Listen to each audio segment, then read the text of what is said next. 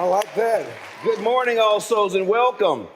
I'm Assistant Minister Randy Lewis, and I'm so glad to be with you in worship this morning. We truly have an incredible service planned for you today, and special music by our guest soloist, Booker Gillespie. Yes. Now, if this is your first time visiting with us today, we have a gift bag for you in the foyer. As a matter of fact, can I see the hands of those who are joining us for the first time? Yeah, I see you. Welcome. Consider filling out this Connect card found in the back of your pew in front of you and drop it in the offering plate when it comes around so we can stay connected with you. Now, if you're joining us on Facebook or Zoom, please drop your prayer requests in the chat so that in a moment we can light a candle for you and hold space for you here in the sanctuary. And stay on for the coffee hour conversations immediately after the service. And if you're streaming or on Facebook, you're invited to join in the conversation as well. The Zoom link is found on our webpage. Now, if you will, let's stand and greet one another, and remain standing while we greet one another in courageous love. I've covered it. Got that part.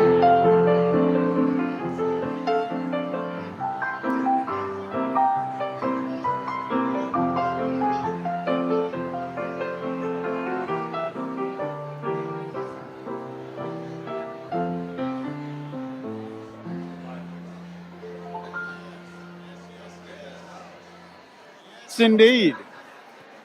Yes, indeed. Yes. Yes, indeed. Indeed. This is indeed a day which God has made. Let us rejoice in it and be glad. And let us count our many blessings. Let us be grateful for the capacity to see, feel, hear, and understand. Let us be grateful for the incredible gift of life, and let us be especially grateful for the ties of love, which bind us together, giving dignity, meaning, worth, and joy to all of our days. Love is the spirit of this church, and service is its law. This is our great covenant, to dwell together in peace, seek the truth in love, and to help one another. Welcome to All Souls, where we love beyond belief.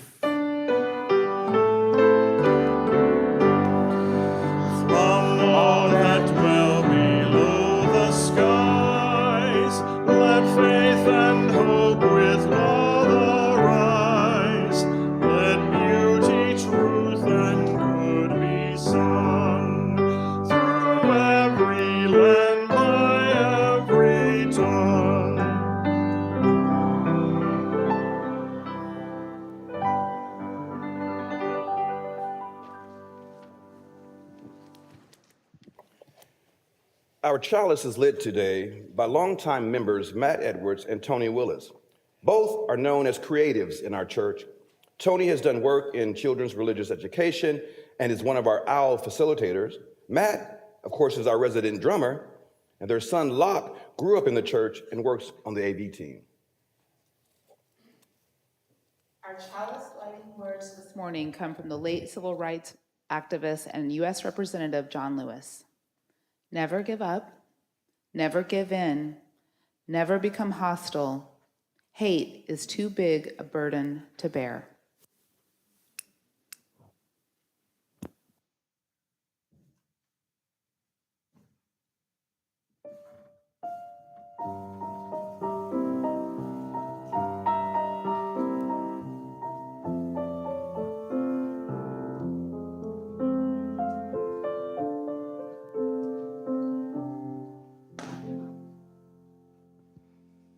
Good morning.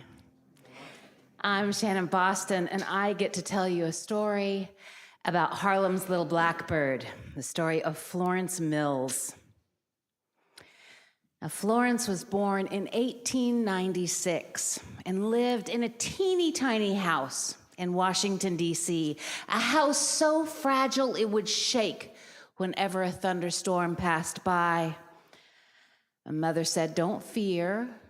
And she would sway back and forth to the rain's rhythm, singing the same spirituals that had carried her family through slavery's storms. Mother's voice wrapped Florence like a warm blanket. And Florence started singing too.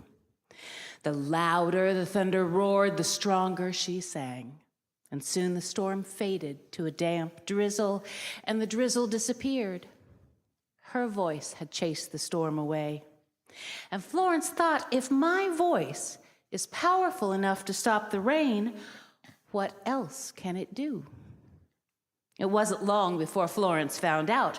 On the playground, she would sing and dance, and her friends would just stop to listen. Word danced around Washington about the little girl with the big talent, and Florence was invited to perform at a fancy theater. And on the day of the first show, when Florence and her friends arrived at the theater, nothing was what Florence had dreamed it would be.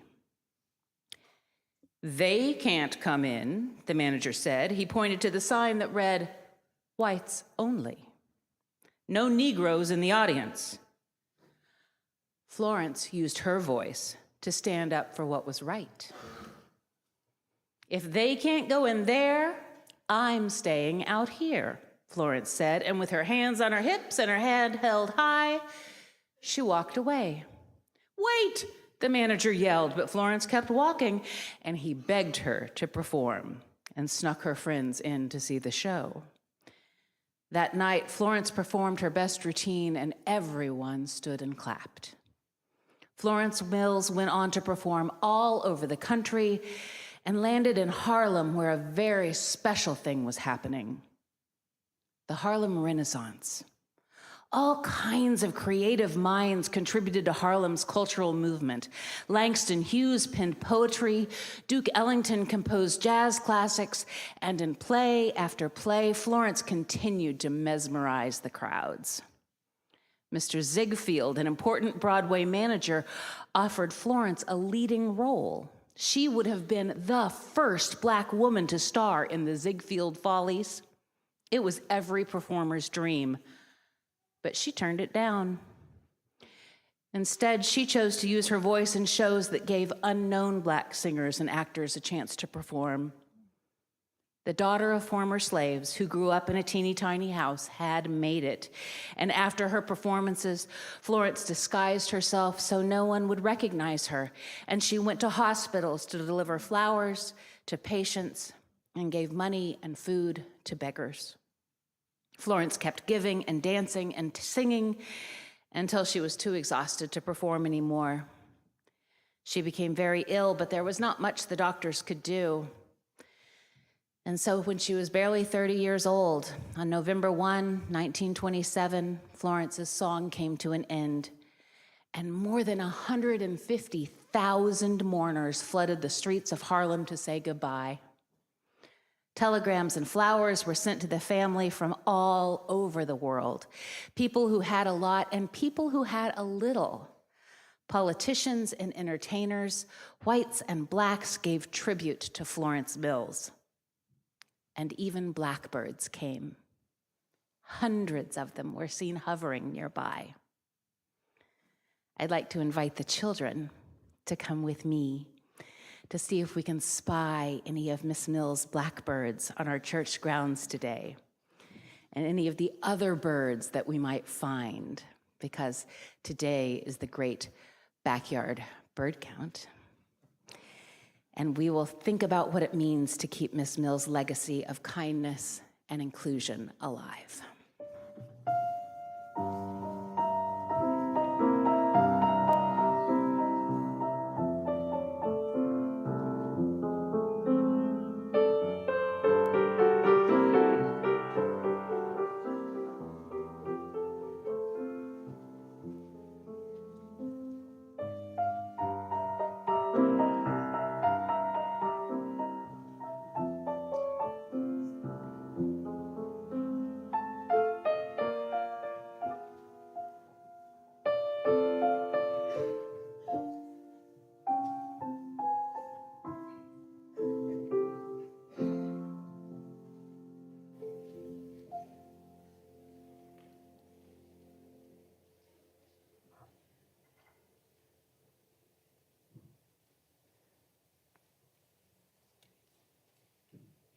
In this present moment, indeed, we come in a willingness to open ourselves in the care and concern we have for one another. We are reminded that in times of darkness and difficulty, there will always be a light that will show us the way, that reminds us of the resilience of hope and the abundance of love.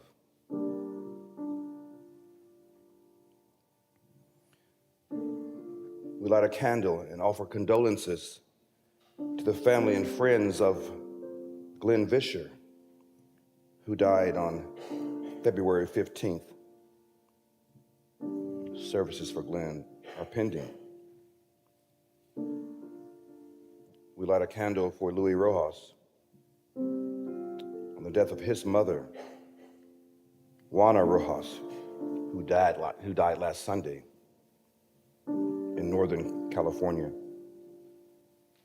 We light a candle for Jimmy Carter, our 39th president of these United States, who at 98 has decided to forego further medical treatment and will spend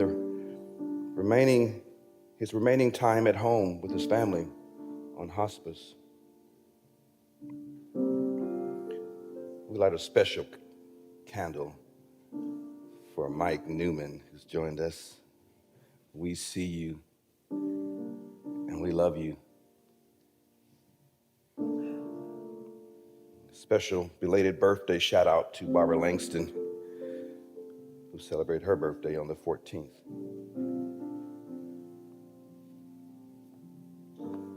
And our online and everywhere members.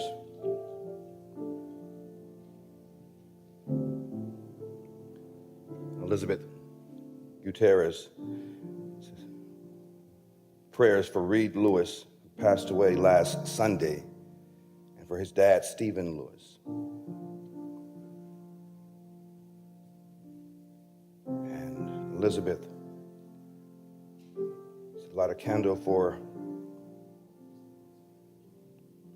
this being the 3rd anniversary of her daughter's death.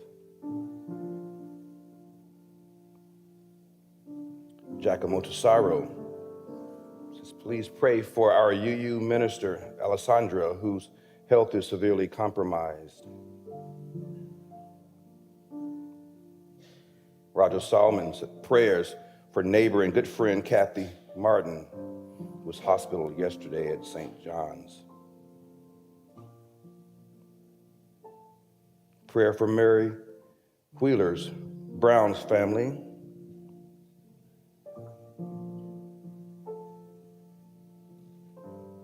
I invite you now to name aloud someone you wish to be included in this sacred moment.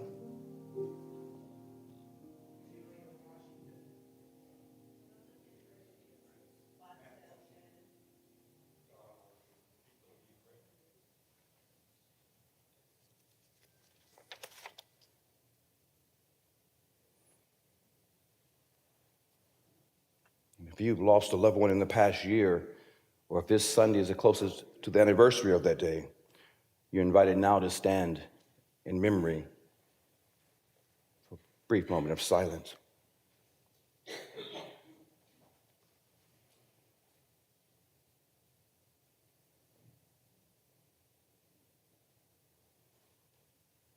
You may be seated as we hold all these names and memories in healing light and love.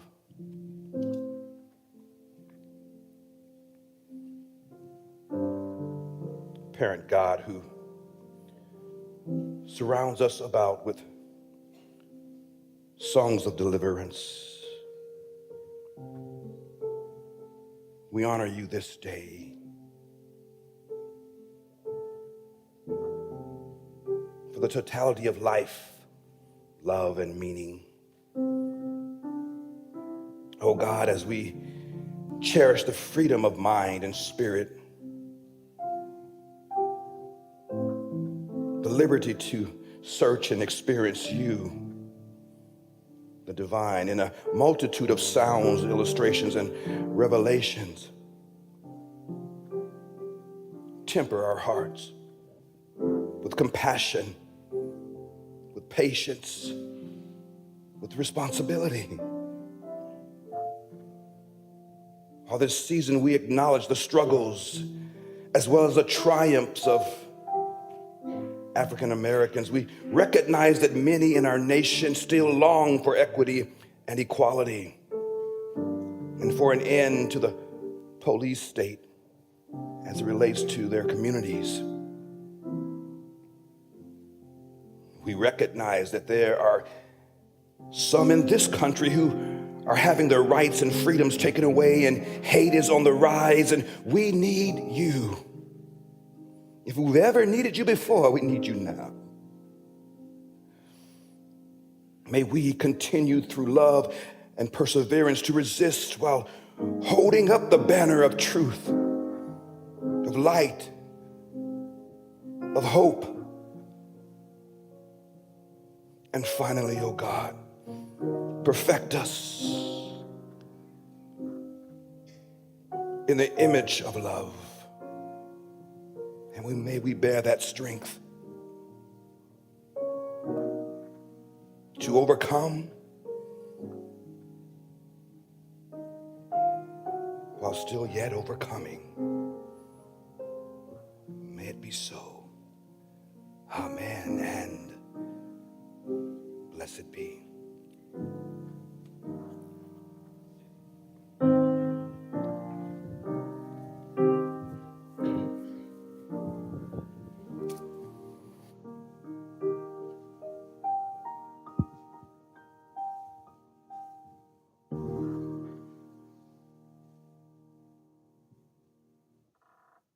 I'm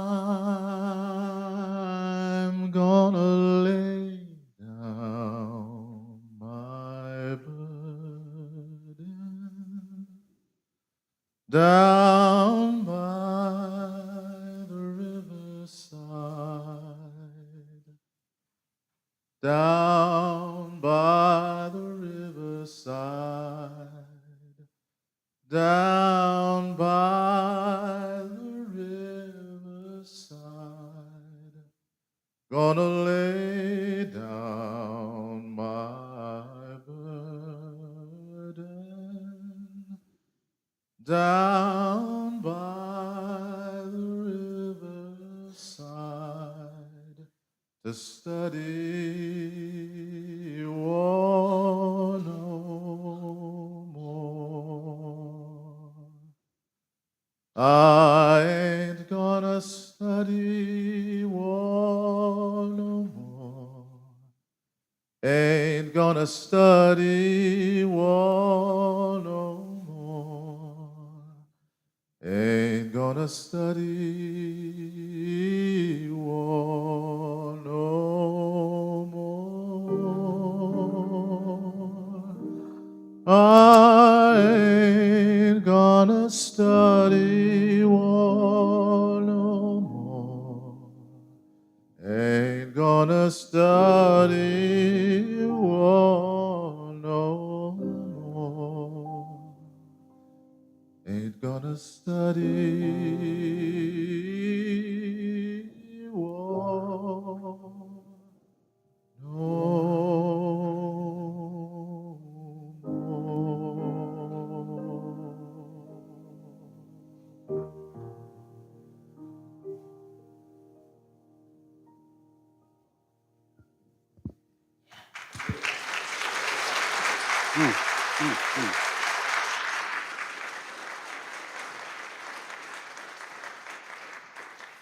The spirituals, one of the great music traditions of the Americas and North America. And I want to begin by having us listen to and watch this video we put together with the voice of my former seminary professor, Dr. Cornel West.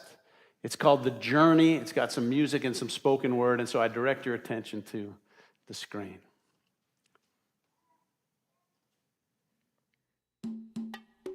Let the word go forth here and now that the struggle for freedom is still alive, and the story of that struggle is still being told.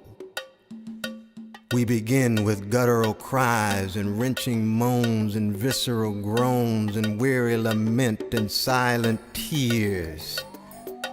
And how this grand people of African descent could transfigure such misery into joy and a sense of sustaining themselves against overwhelming odds. What a story, what a drama.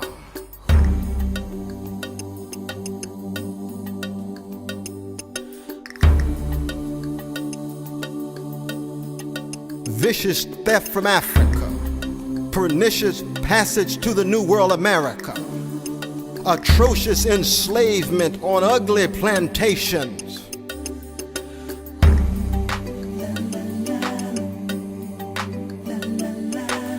yet in wooden churches on God-forsaken creeks, in makeshift churches, they would forge a connection with a biblical story.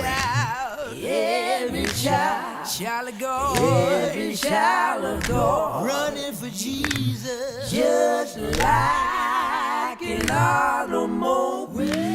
The first great art created in America.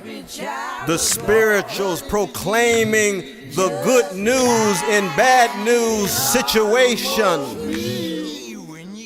Connecting the sense of self against a society that told them they were nobody and no one.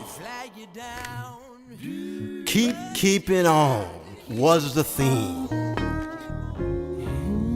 And then the painful laughter of the grand art, the blues themselves, the tragic comic sensibility of keeping on against the odds. Being down so long, the down don't worry us no more, and keeping on anyhow. Nothing like it in the world.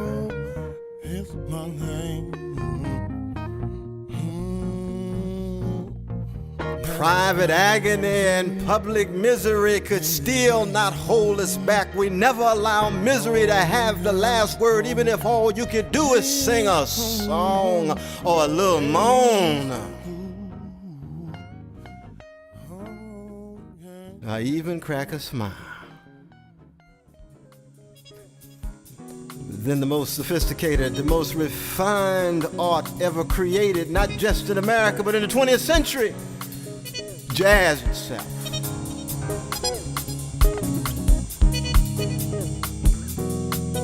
European instruments, New World African sensibility, the fusion of finding your own voice but always in community, bouncing off against other voices to elevate the high quality of the collective performance of the quartet or the orchestra or the quintet or maybe just a solo.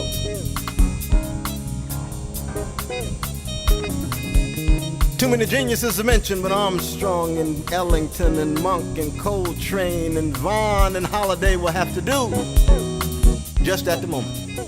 And then rhythm and blues, mellow, the sharing of soothing sweetness. We thank Brother Derek Allen and his musical genius for providing contribution in the tradition of Marvin Gaye, Luther Vandross, Curtis Mayfield, Aretha Franklin, and so many innumerable others.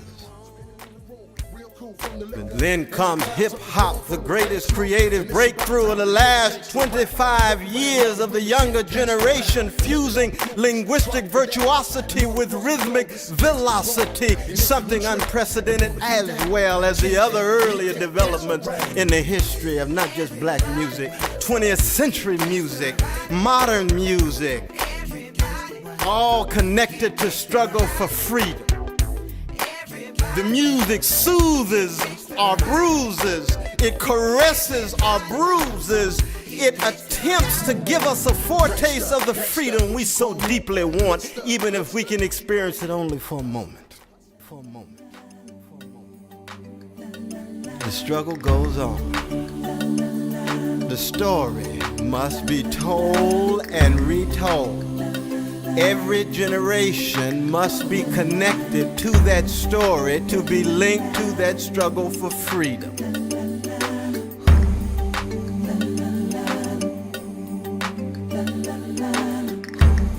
Come with us as we unfold the story and lay bare the drama.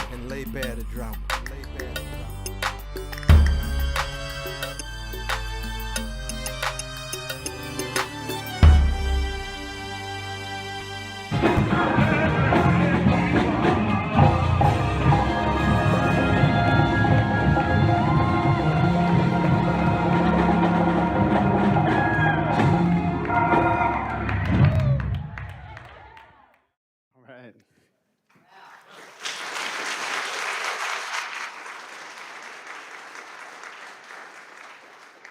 The story must be told and retold. Every generation must be connected to this story.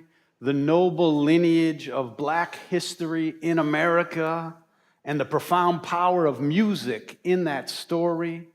Every generation must be linked to the struggle for freedom.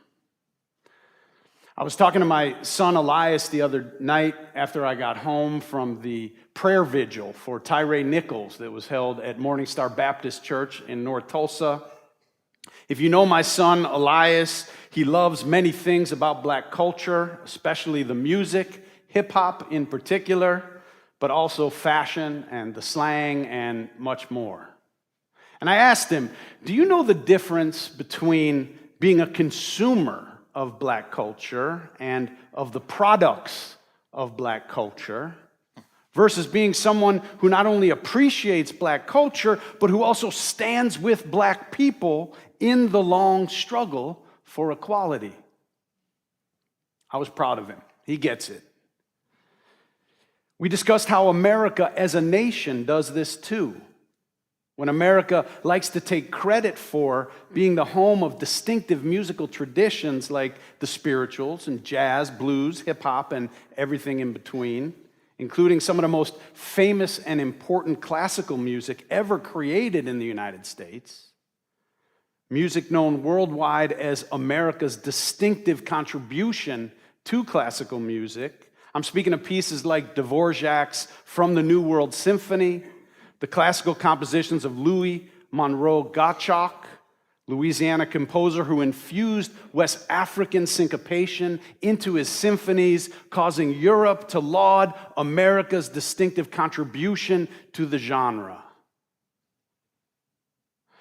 And imagine if we did with Black music what we do with Black history, and we only listen to it for 1 month out of the year.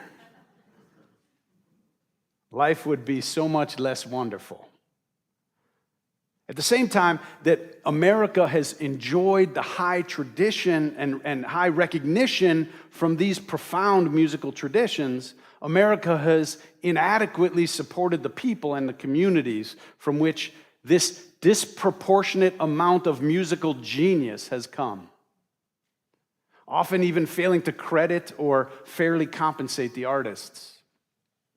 A lot of people consume and appreciate Black culture without appreciating and supporting Black people. Here's a great example. Cornel West tells the story of being in Charlottesville, Virginia in 2017 during the Unite the Right rally.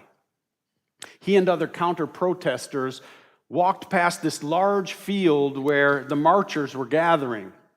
It was filled with members of the alt-right, neo-Confederates, neo-fascists, white nationalists, neo-Nazis, Ku Klux Klansmen, and far-right militias.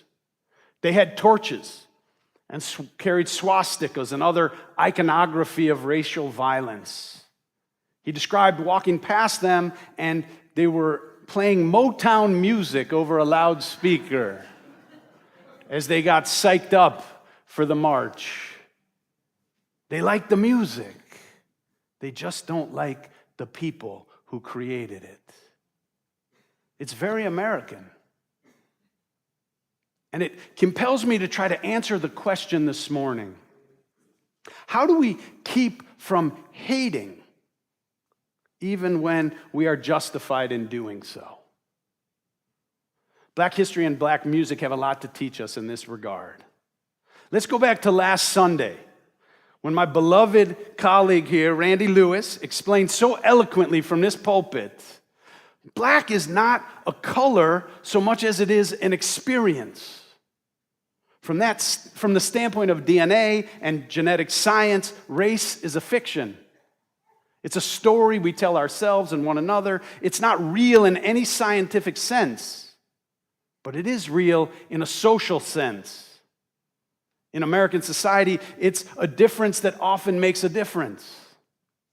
And as I listened to Randy last week, talking about some of the ways that our culture has repeatedly and systematically denigrated blackness, I found myself wondering with Dr. Cornel West, how is it that people who've been racialized black in America have faced atrocity and theft and domination and violence, and yet have continually produced, generation after generation, some of the most powerful and recognizable love warriors, leaders and artists who've taken catastrophe and atrocity and fashioned it into expressions of profound dignity and possibility, acts of great courage and imagination.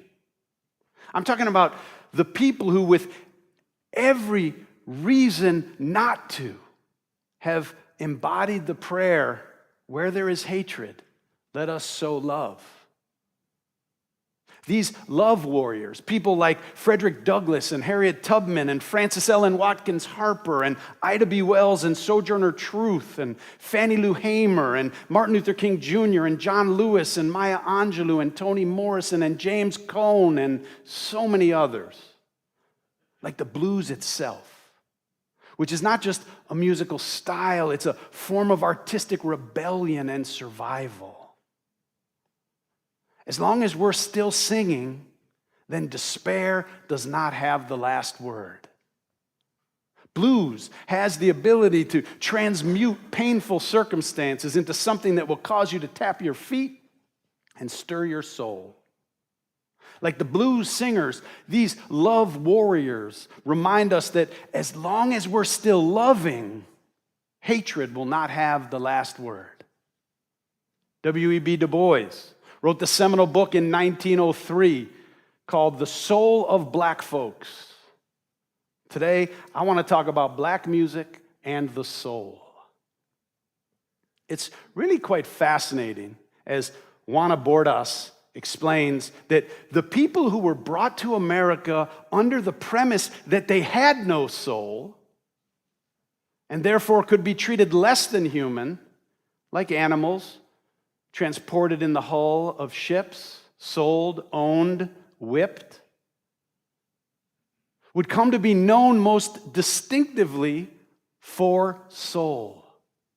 Soul food, soul sister, soulful music. For the civil rights movement, a fight for the soul of this nation. The story of American black history is in part the story of a people fighting for the recognition of their soul. And in the process, this struggle has been helping redeem the soul of America itself.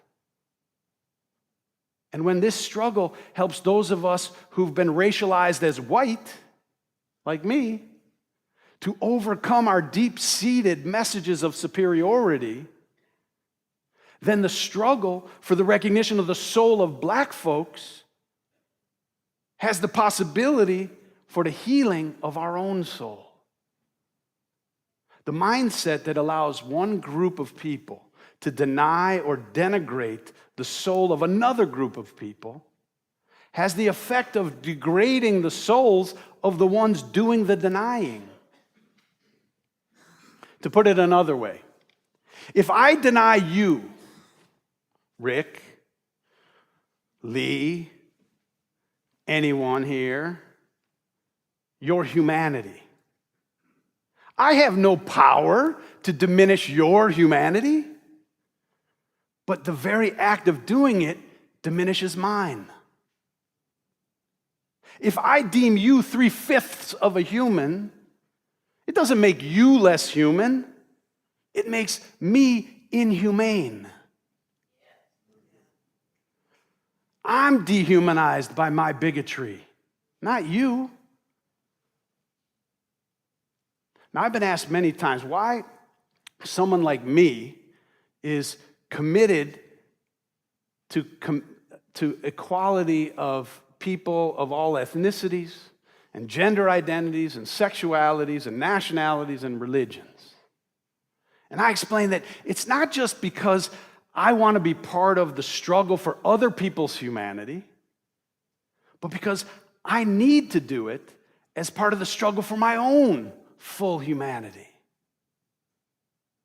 In that way, it's not an act of service, it's an act of solidarity. And I trust that if you're listening to this, that you're on your own life's journey to discover and to actualize your own full humanity.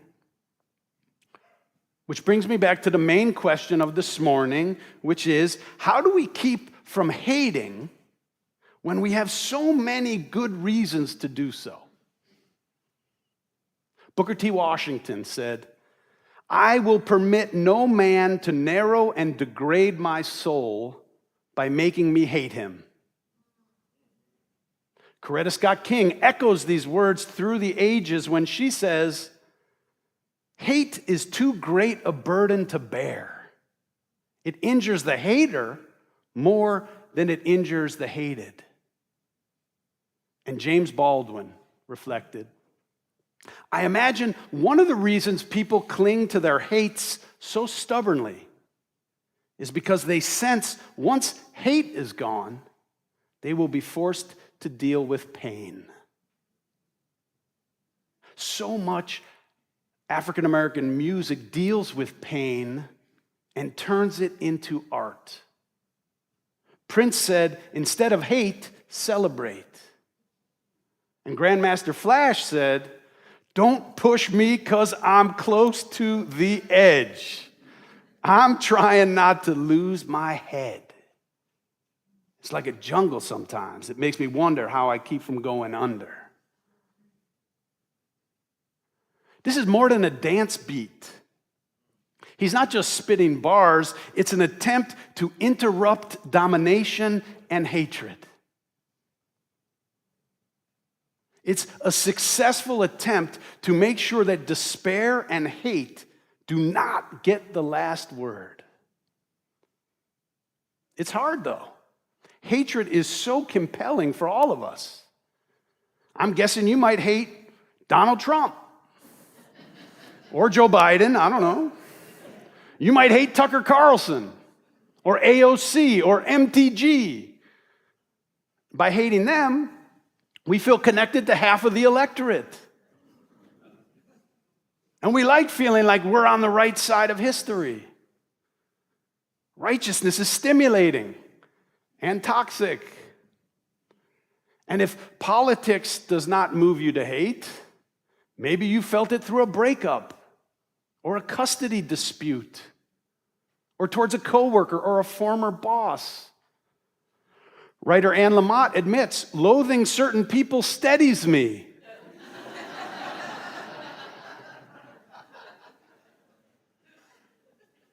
It helps define us.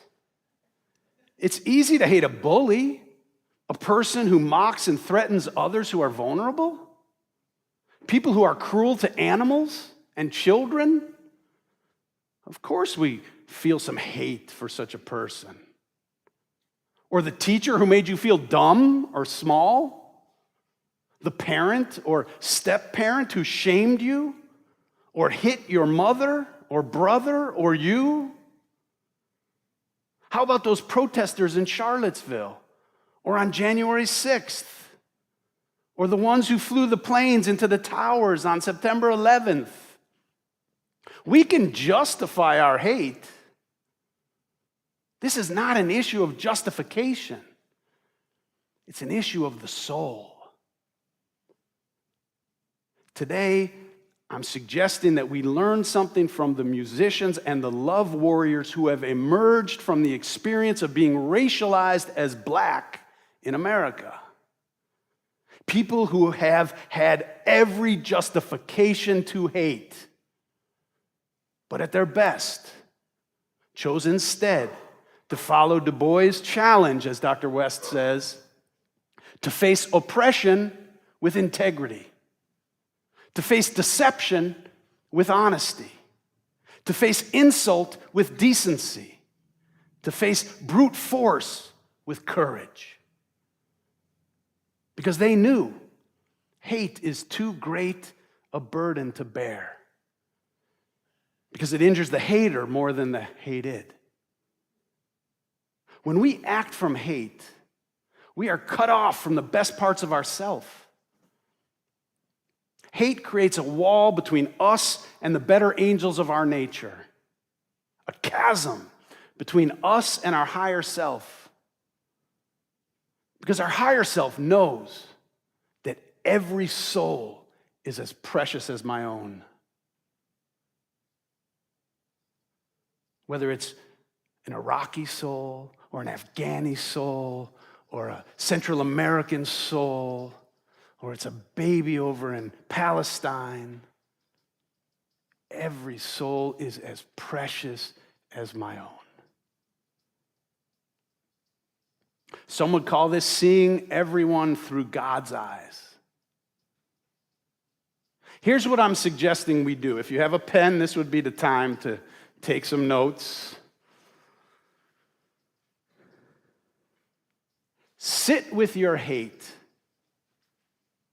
Sit with your hate. You don't have to pretend it's not there. Listen to it. It wants you to hear its pain. Sit with your hate. You don't have to pretend. Listen to it. It wants you to hear its pain. Acknowledge it. Let it know it's justified and understandable. Then find a way to get on with your life without being filled with hate. Dance. Listen to music. Make love in any of the many forms. Redirect the feelings into an act of creation or into a cause you believe in. Where there is hatred, let us sow love. Remember that those we hate were probably not born racist or violent or mean, but something happened to them. They were perhaps raised by someone whose soul was broken or were hurt by someone. If they're acting that way, they have empty, hurting hearts. And when we hate them back, our hearts grow emptier and more broken. Anne Lamott, in her book, Almost Everything, says, we are right to feel worried, scared for the future of our democracy, of the environment. But hate will destroy us from the inside. She says, I don't want my life's ending to be that I was toxic and self-righteous.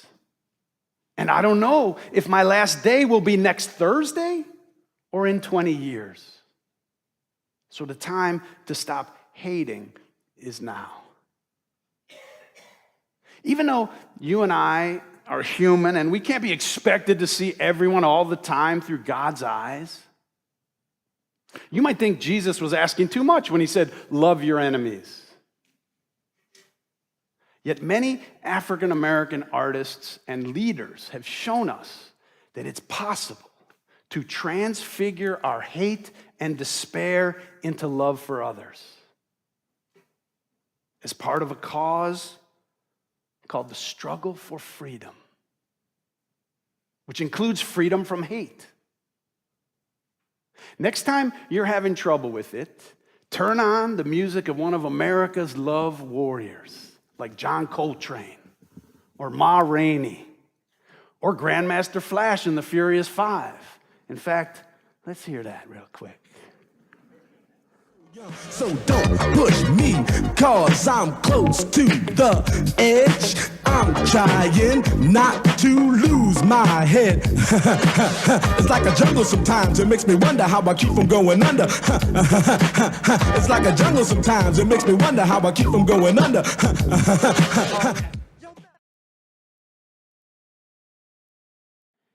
In these trying times, keep your head and save your soul. I love you.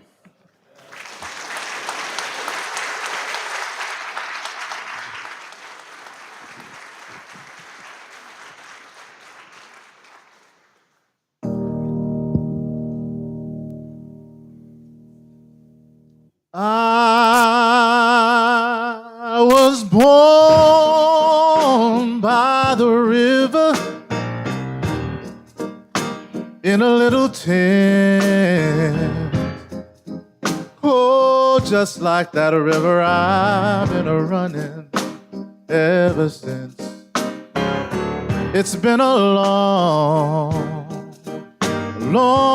time coming, but I know a change gonna come. Oh, yes, it will. It's been too hard living, but I'm afraid to die. 'Cause I don't know what's up there beyond the sky. It's been a long time coming, but I know that a change gonna come. Oh yes, it will. Well, I go to the movies and I go downtown. Somebody keep telling me, yeah, we don't want you to hang around. It's been a long time coming, but I know that a change gonna come. Oh yeah. Then I go to my brother. I say, brother, can you help me, please? Brother. But he winds up knocking me right back down on my knees. Whoa, there's been times when I thought I wouldn't last for long. Now I know I'm able to carry on. It's been a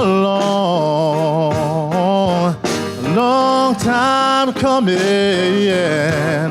but I know a change gonna come. Now you see, said I go, yes I go to my brother. I say, brother, sister, can you help me, please? Oh, but it always turns out, I want you to know it turns out that I'm right back down, oh, my knees. Oh, there's been times when I thought I wouldn't last for long, but now I know I'm able to carry on. It's been a long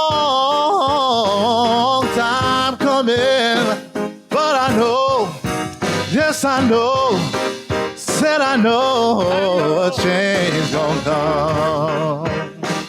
Yes, it's been a long time coming,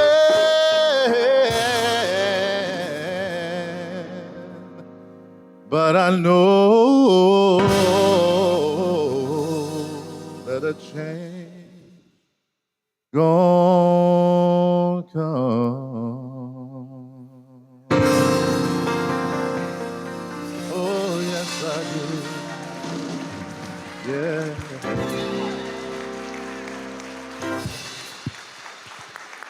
Beautiful. Beautiful. Yes. Booker Gillespie, ladies and gentlemen. Yes. Yes, indeed. That's what we're talking about right there. That's what we're talking about. And we're going to give it. And because we don't just appreciate the music, we also support the people and the cause. We're going to give you a chance to donate in just a minute when we take up the offering for the Greenwood Cultural Center here in Tulsa, which has kept alive the story of Greenwood back for the last 30 years, back when nobody was talking about it, nobody was preserving the artifacts and the story. Now it's become real popular for tourism and all the rest of it. The Greenwood Cultural Center has been the center of the African American community, keeping that history in Tulsa alive for a long time. So I hope you'll give generously. In a moment, I want to just point out a few announcements. They're in your program. They're on the screen if you're online. But our grief group is meeting at 1 o'clock. It's a drop-in, so if you'd like to join, it's a great group, and I recommend it. It's 1 o'clock today here at the church. Online, Voting is Power is going to meet today on Zoom. Also, our reproductive justice team is going to be meeting in person and on Zoom at 3 o'clock today. And then mark your calendar for next Sunday at 4 p.m. There's only one place to be. That's right. And it's right here. That's right. Because we're going to ordain Randy Lewis into the ministry. We're very excited. We're very excited. The choirs have been working on special music. We've got a great reception going. We're going to lay hands on this man and bring him into his ordination vows as a minister in this tradition. And the thing is, in our tradition, only you, the congregation, can ordain a minister. I can't ordain him. No. There's no popes or officiates that can ordain him. Only the people in our tradition can ordain him. So we need you to be here 4 o'clock next Sunday for one of the greatest parties you're gonna attend in 2023. I just want to let you know our offering, as I said, goes to the Greenwood Culture Center. Listen to this mission: to preserve and promote the proud history and future of the African American community of Tulsa and the history of Greenwood, the Greenwood District. They have a vision of Tulsa as a city that celebrates its extraordinary history and legacy of African Americans and Greenwood, and is a model of multiculturalism at its best. Now that sounds like a city I want to live in. Please give generously. Hey, they have a lecture today as well at 3 o'clock. It's a free lecture at the Greenwood Cultural Center on critical race theory. The executive director of the Thurgood Marshall Civil Rights Center has traveled here, Justin Hansford, to talk about it. So come on out at 3 o'clock to the Greenwood Culture Center. Let us now receive. Oh, this morning's offering. This next song gives a new meaning to the idea. I always thought I wanted to go down swinging. Now I know what that means. Thank you. All right, let us collect our offering.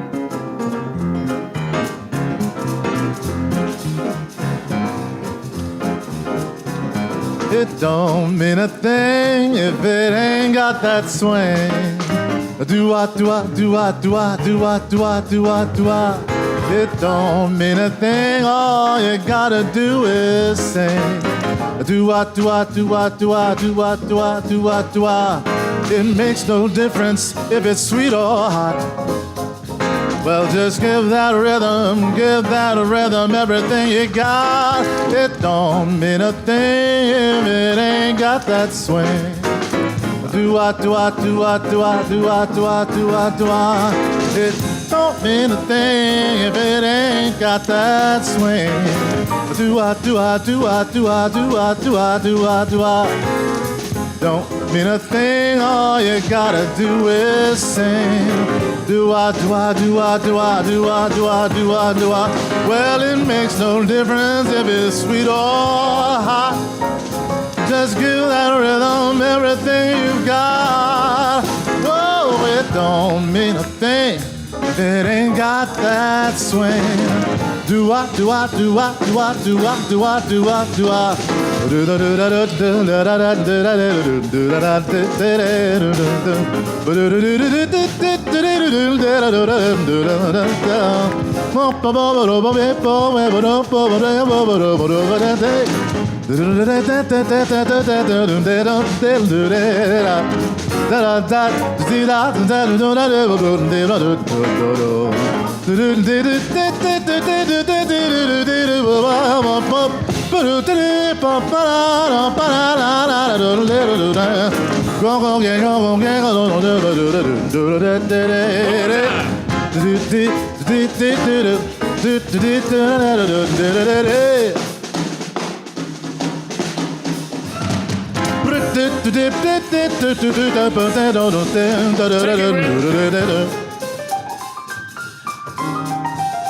Yeah, it makes no difference if it's sweet or hot.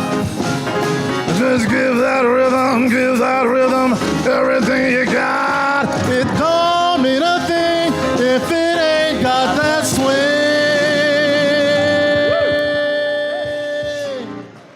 1, 2, 3, 4. Do-ah, do-ah, do-ah, do-ah, do-ah, do-ah, do-ah, do-ah. Come on now. Do-ah, do-ah, do-ah, do-ah, do-ah, do-ah, do-ah. Everybody now. Do-ah, do-ah, do-ah, do-ah, do-ah, do-ah, do-ah, do-ah. Yay!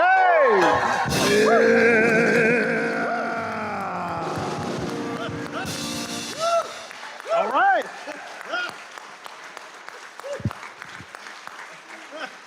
All right. Wow. Woo! Nice. I hope we don't go down for a long time, but when we go down, let's go down swinging like that. Wow. You are now officially commissioned as love warriors to go out and spread love, not hate. Where there is hatred, let us sow love. Courageous love. Not just any love. Courage is said to be the one virtue that without which all the other virtues would be lame and unable to do very much. But when you have courageous love and courageous, whatever you are, go out and be a source of courageous love. Go and be blessed and be a blessing. Amen. Right? Smile and mess up like that.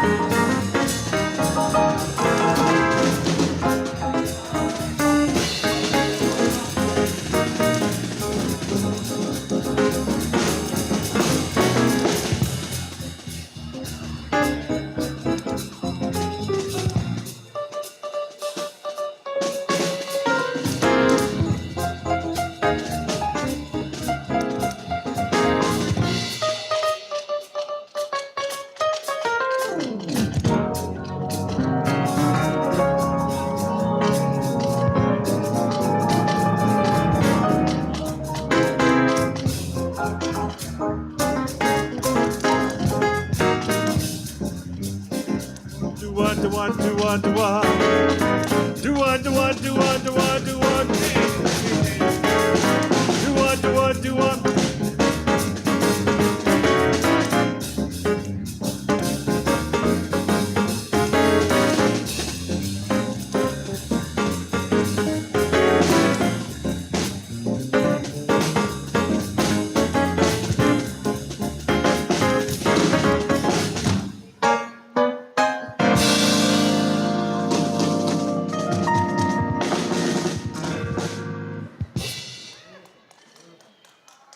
Thank you, Ollie. Thank you. Thank you.